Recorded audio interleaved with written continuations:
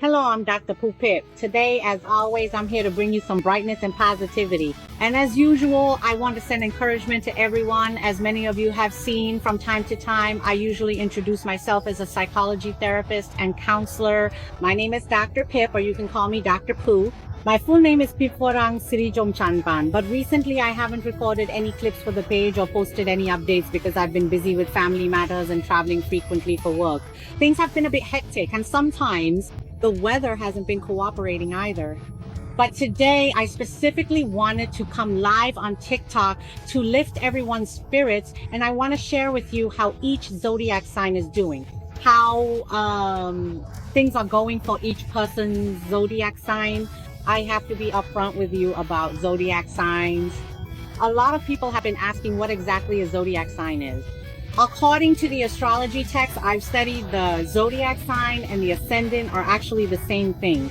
It's just that for some people, they don't know their exact birth time, the time they were born. So when they look at content, they just use their birthday, month, and year. But for those who know their exact birth time, they will use their date, month, year, and time of birth, which will then be interpreted as the ascendant.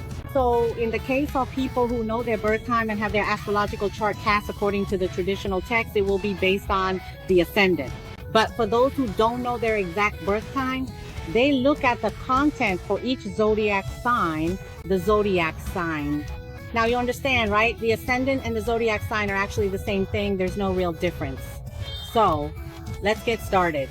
All right, after everything that's happened with all the major planetary events that have gotten us all excited, all of this revolves around Jupiter, which is the largest of all the planets and is known as the great teacher planet.